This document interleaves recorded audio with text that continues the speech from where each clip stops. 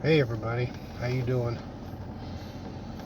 It's Saturday, January 23rd. Deer season ended last weekend. Um, so my wife and I are going to go out to the cabin, spend a little time out there in the shed tow with that wood stove that'll run you out of there. uh, it's not really camping, it's more like glamping. We don't have running water, but we do have access to water. We've got a 2-burner stove. We've got the wood burning stove. So yeah, it's got the comforts of a camper in it. So we're good. It'll be interesting, to say the very least. It's right near the cabin, so I'm going to go ahead and get the furnace turned on in the cabin so that I can turn the water on, because we need a restroom. I don't really want to use a porta potty.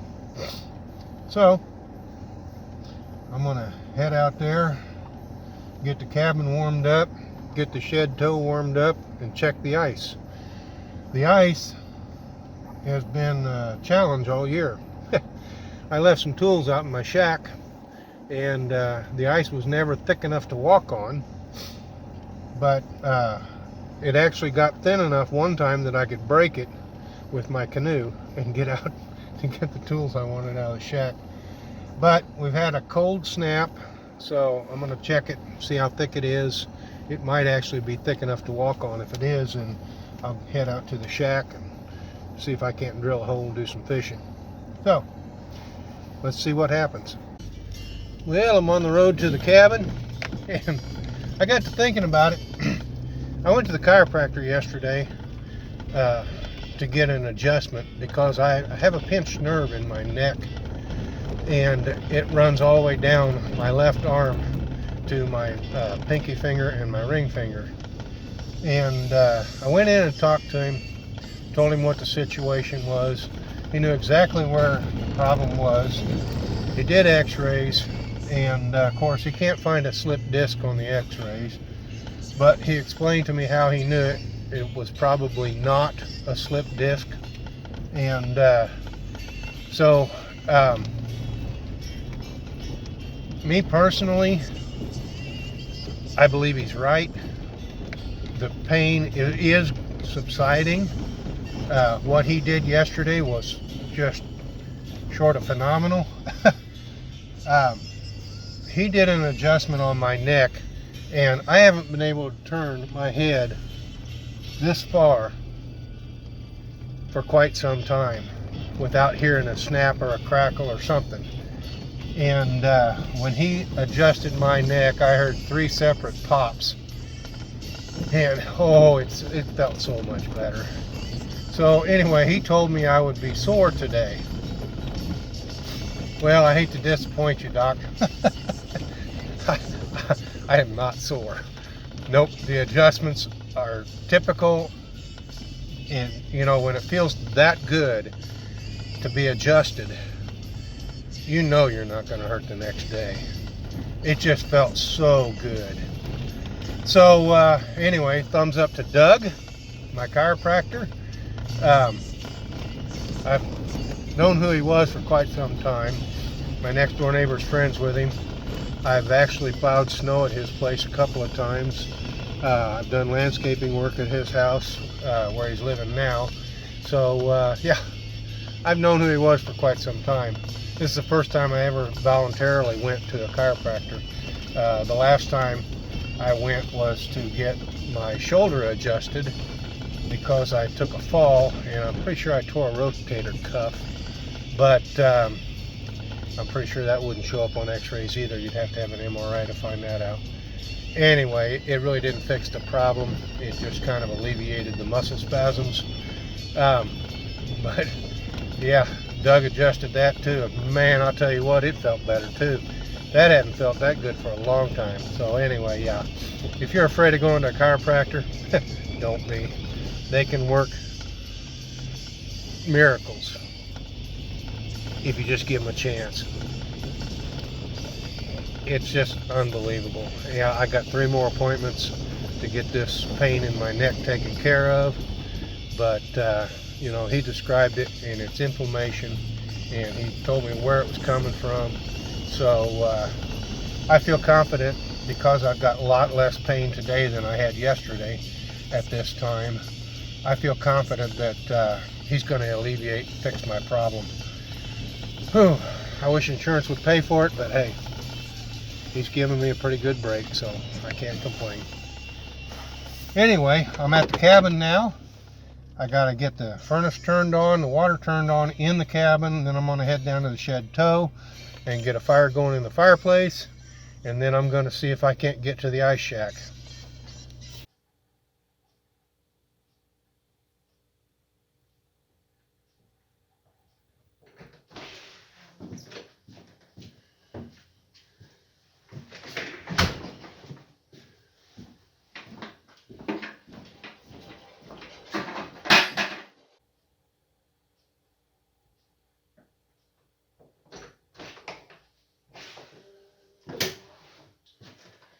Well, had to get some firewood. I've got some oak out here already, but I thought I'd throw in some walnut.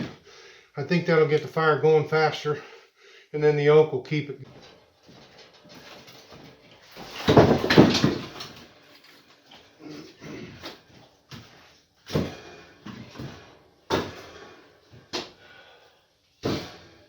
I've got to clean the ashes out. Haven't cleaned them out for a while. That'll help keep the draft going. So I got my little shovel here. It's an antique. I don't think you can even buy these anymore.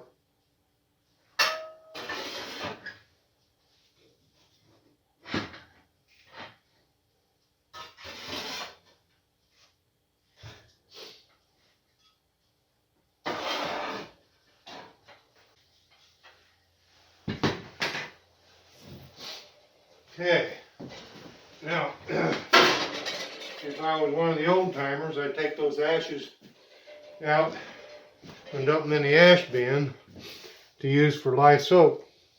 But I don't have an ash bin. I'm just old.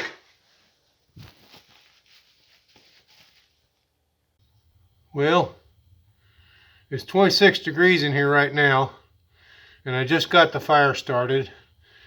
So I'm going to go down to the ice and see how it's doing.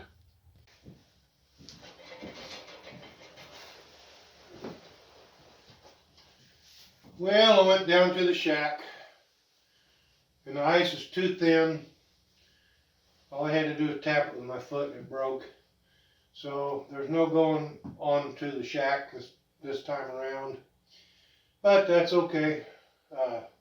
Got a fire going, and as you can see, my fan's rotating, so it's already warm enough to kick it on. The flue says about 165 degrees right now, so it's warming up. It's not going real fast though, which kind of surprised me. I guess the walnut doesn't burn nearly as hot as the oak, so it doesn't heat up as fast. But anyway, I'm getting things warmed up in here, and by the time my wife gets here, it ought to be toasty in here. I checked the thermometer a few minutes ago. It was 27 degrees, so it went up a whole degree from before I started the fire. It'll warm up above a lot faster than it'll warm up down here. But that's part of cabin life, you know. If you want a wood fire to keep you warm, you got to deal with it. But I've been out here when it was 14 below, and that little stove done fine, so we'll see what happens. Okay, the flue pipe is up to 400 degrees right now. And let's go see what the temperature is inside here.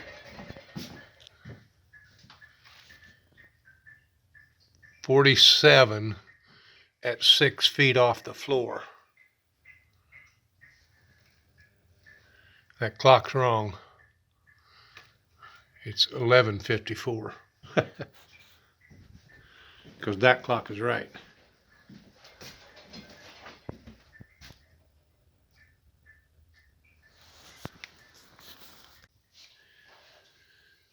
Well, I've been out here about 2 hours, and the temperature 6 feet off the floor is 68 degrees right now.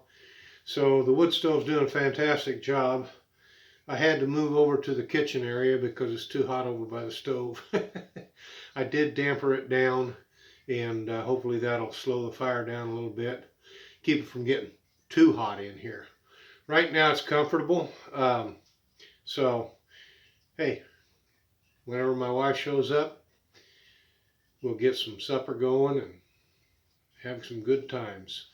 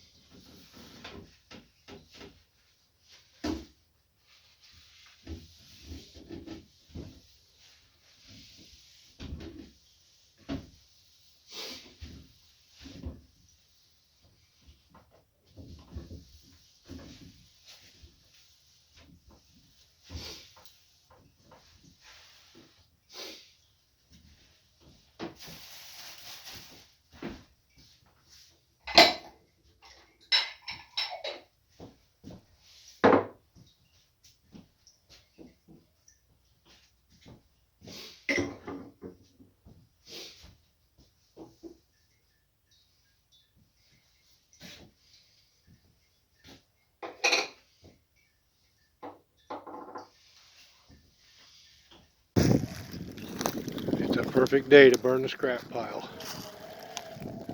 So I'm taking advantage of every opportunity I get.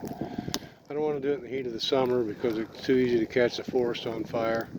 As you can see, I've got grass burning up there by that little shed. I'll go stomp that out in a heartbeat. But anyway, getting her cleaned up. So the neighbors decided to let his pit bull out. And I've already run her off once. The one you hear in the background is a vicious one. He bites. I don't know why they insist on letting their dogs out. But they're not going to have any dogs if they keep it up.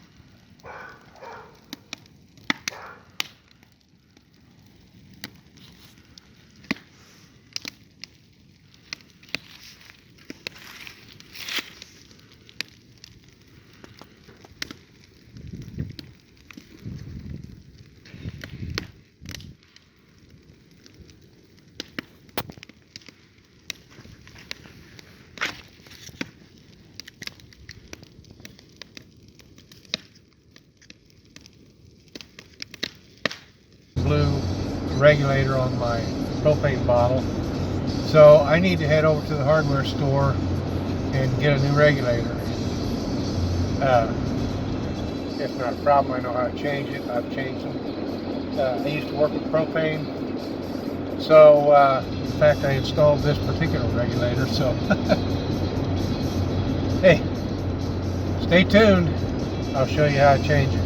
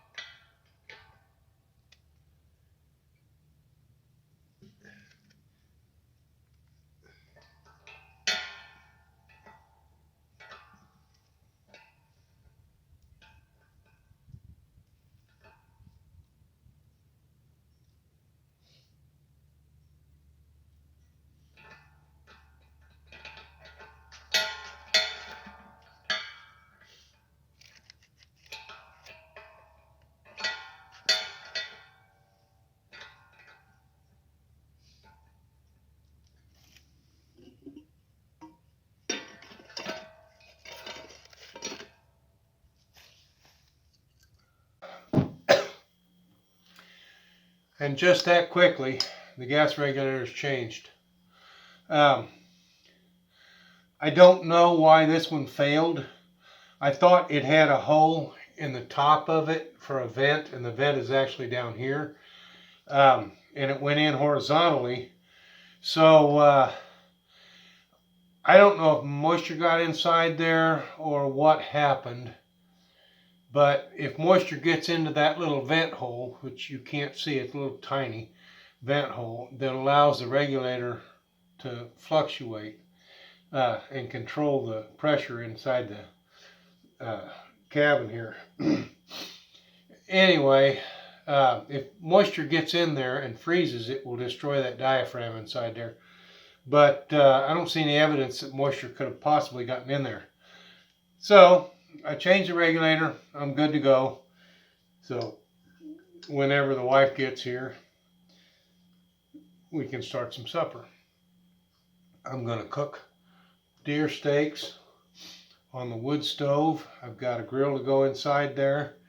And so if you watched my men's mental health video, you know that already. But anyway, we'll see when she gets here what happens.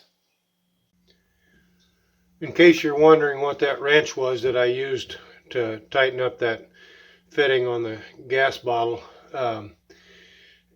years ago, before I got married the first time, I had a 360 Honda. And that wrench was the wrench that I used to loosen up the back wheel so that I could tighten the chain up on it. And actually, that particular wrench came with a second 360 that I purchased for parts. And so when I junked the second 360, I kept the toolkit because I knew it was going to the junkyard. And the other toolkit went with the other motorcycle. But anyway, that is the wrench for the back wheel of a 360 Honda motorcycle. And I just slip it over the POL fitting and leave it on there. So I don't ever have to go looking for a wrench. It works perfectly.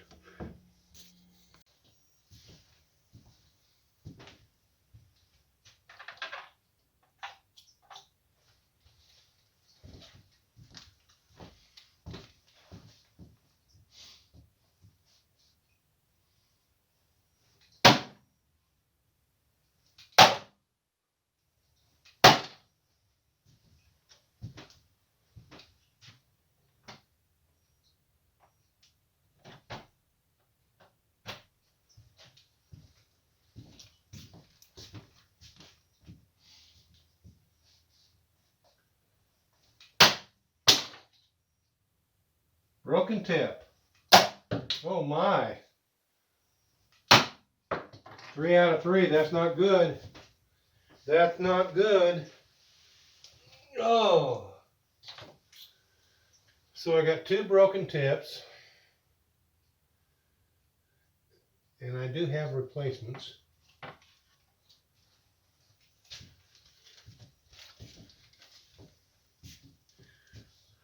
Right here. The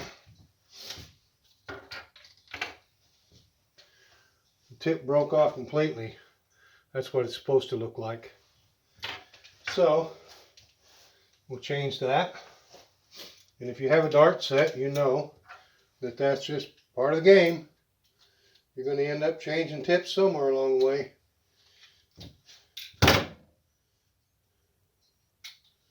So that one's out.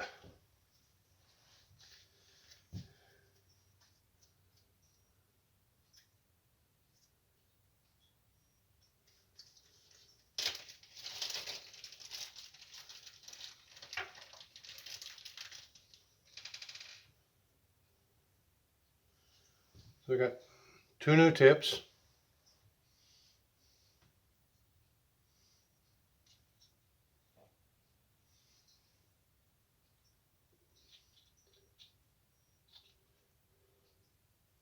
That one's in. Snug it up just to make sure. This one has to come out.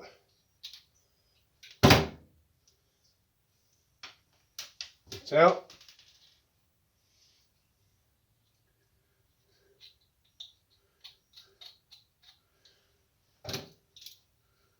New tip is in. We're good to go.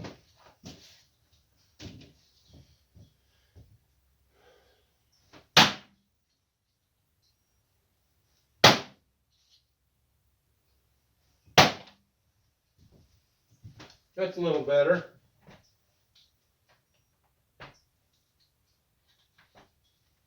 Well, we got the memory foam mattresses, and the first one rolled out, and it's expanding as I talk. It's getting bigger. It's actually filling up the bed. It was much smaller, like this one here, the top one, than the actual bed. So once these things expand, they do fill the space very nicely. These are both full-size mattresses, so it ought to be pretty comfortable sleeping tonight. Well, you can see the memory foam has expanded nicely. It's not completely there yet, but hey, it looks like we're going to have about 5 inches of foam to sleep on. 4.5, maybe 5. I laid down on it and it is very comfortable. So, hey, it's good. Now I got to start cooking my steaks. Looks like our bed inside the house. Okay, the mattress is fully expanded. We got our blankets and sheets on and 2 pillows, so we're good to go. We're ready to do some glamping. That's right. Okay, I got the grill in, I got the steaks cooking. Wife's working on potatoes. She's going to slice them up and butter them and put them in an aluminum boat. So we'll have buttered baked potatoes. Oh, those are so good. And we haven't picked a vegetable yet. Okay, steaks are done. We're going to eat this meal in courses because the beets aren't done yet and the potatoes haven't even been put on. So, hey, we're going to enjoy this and we're going to savor every minute of it.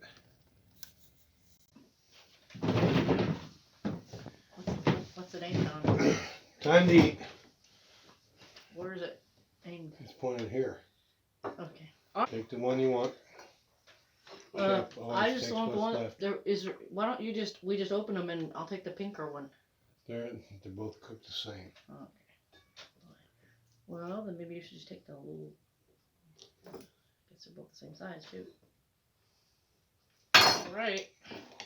All right. You could take the top. You could take the label off the can and stick it in the oven also. It'll be all right. It's cooking. Okay. It doesn't have to be boiling. I mean, it can just get warm and we can eat it. Yep. Oh yeah, this is going to be heavenly. Yeah.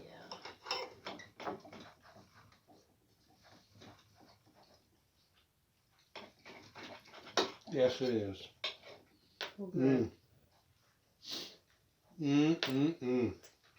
This is so good. I seasoned it with Lowry's. Cooked it on the wood fire. We got potatoes cooking now. We've also got beets on top of the stove. So this promises to be a great meal.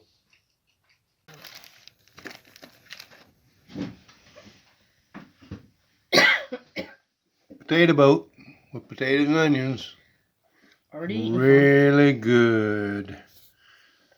Well, it's Sunday. My wife's making breakfast and she wanted to make cinnamon rolls, and I knew if we put them inside the stove it'd be too hot, so I convinced her to make a little trivet. She made it out of aluminum foil and then put a dome of aluminum foil over the top of the pan, and hopefully they'll turn out perfectly. I guess we'll wait and see. She's already fried up the bacon, and I don't know if she's going to put potatoes and onions in or not, but we've definitely got eggs too, so we'll see what happens. Bacon's fried, and the potatoes and onions are frying, so it's just a matter of a little bit of time, and we'll be eating. That smells so good.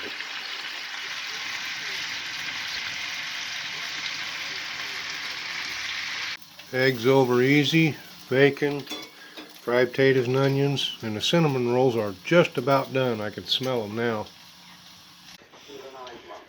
So my wife made a trivet out of aluminum foil so that the pan wouldn't sit directly on the heat of the stove. And Another experience is like eternity. well, I'm headed home. It turned out to be a pretty good weekend. The wood stove in the chateau has a tendency to get way too hot. So I brought some smaller sticks of walnut, and I had some oak. So what I did is get the walnut fired up, get the oak good and hot, and then just kind of let it simmer down. And it was in the upper 80s almost all day yesterday. But last night I'd get up every couple hours and I'd have to restart the fire.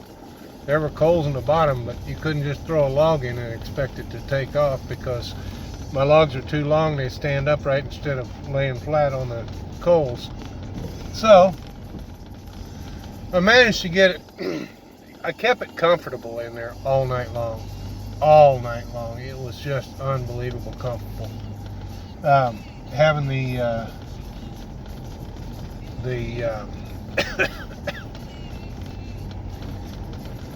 having the memory foam mattresses, there was 2 of them. Together they equaled about 5 inches of memory foam. Was excellent. Very comfortable. Oh yeah. We took the sheets and blankets and pillows off of our regular bed at the cabin, put them in there. Bed's still set up. I haven't trimmed the foam yet. I got to trim it because it's wider than the actual bed frame, and I don't want anything hanging out. I want to be able to roll it up and stick it inside the box underneath the foot of the bed. So all in all, it was a great weekend. The steaks cooked on the grill inside the wood stove were perfect. Everything else was perfect. My wife cooked everything else. I mean everything else. She cooked. We heated the beets up on top of the stove. Okay, not everything was perfect. The cinnamon rolls were slightly scorched on the bottom. So, oh well, it's a live and learn situation.